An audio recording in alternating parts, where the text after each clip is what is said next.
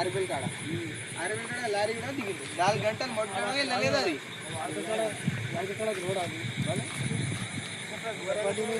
పడితే చచ్చిపోతాడు భయపడు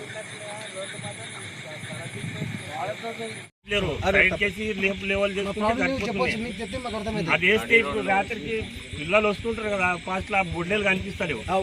మేము వచ్చినప్పుడు మా బొడ్డే మీద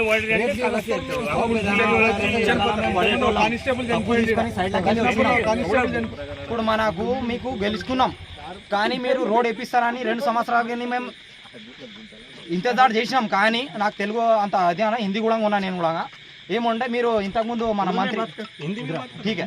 इससे पहले अब 1 महीने के नीचे क्या किया आप मंत्री को बुला के रिबन कट करे कौन लखनापुर से लेके देवनूर को रोड सैंक्शन कर दूं बोले वो होके भी क्या 1 महीना हुआ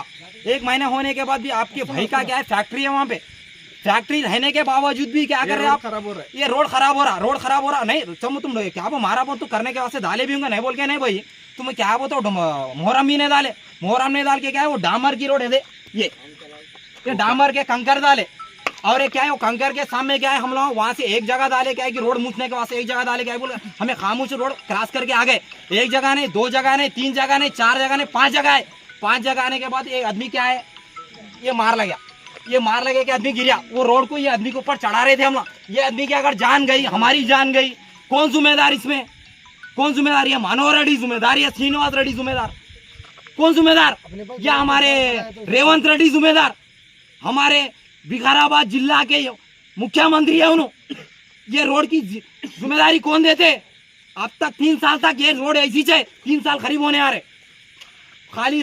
कोडंगल एक ही जो अभिवृद्धि करते तुम ये क्या जाना विकाराबाद के जिला मंडला तांडे गिंडे और थोड़े मोटे गवां कहाँ जाना अब हमारी जान आ गया तो कुछ जिम्मेदारी देते क्या करते आते बाजू में हाँ इन मर गया 2 लाख का चेक दियो 3 लाख का चेक दियो 5 लाख का चेक दियो बोल के चले आप जान गए तो जान जाती साहब मैं इसका सवाल जवाब दियो अब ये आदमी मरते मरते बच गया इसकी जिम्मेदारी कौन देते उसके जगह मैं मरता था कार लेके चलाने लेके मैं क्या तुम्हारी दुश्मनी ले रहा हूं मैं ये अगर मैं मरते मरते बच गया इन्हों भी मरते मरते बच गया हमारी जान की जिम्मेदारी कौन देते ये रोड अगर 1 महीने के अंदर इसको मारा मत तू जय गुंटे इंता का ना पेदा धरना है इनका करना पैदा धरना है 1 महीने के अंदर कुछ भी रोड के बारे में नहीं हुआ अगर कल के दिन ये अगर नहीं मारा मत तुझे अटना नहीं अब 2 साल से श्रीनिवास रेड्डी साहब ये 2 साल से तुम ऐसी कर लेते जा रहे अगर ये भी फिर भी ऐसी कर लेते जा रहे ना तो अच्छा नहीं रहेगा साहब अगर इससे बड़ा रहता फिर ये पूरे यूथ के बच्चा की बात है ये छोटा धरना है इससे बड़ा होता 2 मिनट ఈ యువకులంతా ఈ రాత్రిలో ఇక్కడ ఆపడానికి కూడా కారణం ఈ రోడ్డు చాలా ఒక 2-3 సంవత్సరాల నుండి మొత్తం గుంతలమయం అయిపోయినా కూడా ఎవరు కూడా దీని గురించి పట్టించుకోవడం లేదు. ఇప్పుడు స్థానికంగా ఉన్న ఎమ్మెల్యే గారు కానివ్వండి ప్రభుత్వం కానీ ఎవరు కూడా దీని మీద దృష్టి పెట్టక చాలా మంది వచ్చిపోయే వాళ్ళకు చాలా ఇబ్బందిగా ఉంది. 2 వీలర్స్ వాళ్ళు కానీ 4 వీలర్ ఎవరున్నా కూడా చాలా కష్టంగా ఉంది. మొత్తం అక్కడ నుండి ఆర్బిఎల్ ఫ్యాక్టరీ నుండి లక్ష్నాపూర్ వరకు మొత్తం గుంతలమయం ఉంది. ఎందుకంటే ఆర్బిఎల్కు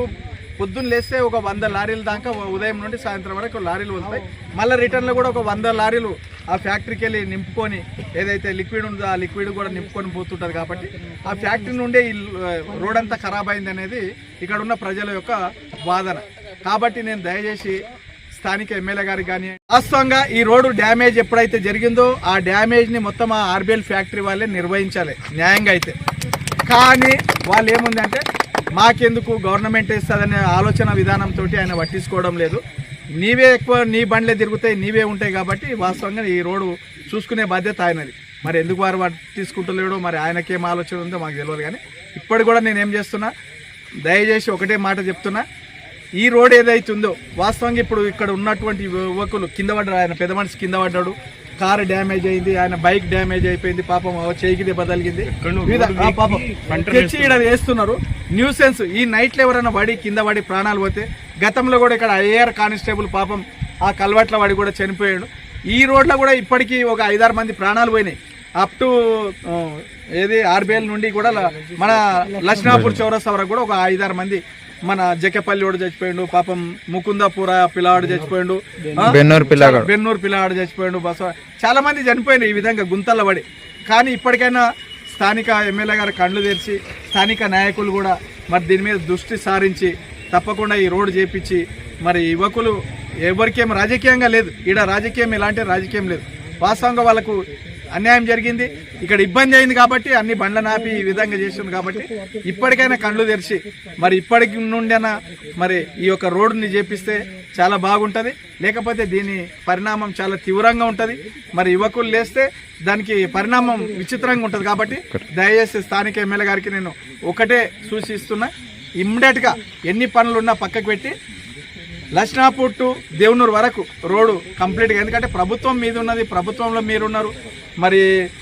ముఖ్యమంత్రి గారు మీరు ఏమనుకుంటే దానికి ఇవ్వడానికి సిద్ధంగా ఉన్నాడు. కానీ మరి మీరు ఎందుకు వెనకకు జరుగుతున్నారో మాకు అర్థమైతలేదు. మరి ఇది ఇమ్మీడియట్గా ఈ రోడ్డు చేయించాలని మరి అందరి పక్షాన కోరుకుంటూ, మరి ఏదన్నా రేపు జరగరాంది జరిగితే తప్పకుండా అందరం వచ్చి కూడా రోడ్డు మీద బైఠాయించవలసి వస్తుంది. దీన్ని దృష్టిలో పెట్టుకొని ముందుకు కొనసాగాలని అందరి నుండి కోరుకుంటున్నాం. చేయండి, షేర్ చేయండి, కోసం ఛానల్ ని సబ్స్క్రైబ్ చేయండి. అలాగే ఇక్కడ ఉండే ఈ గంట సింబల్ ని క్లిక్ చేయండి. మేము అప్డేట్ చేసే ప్రతి వీడియో నోటిఫికేషన్స్ మీకు వచ్చేస్తాయి.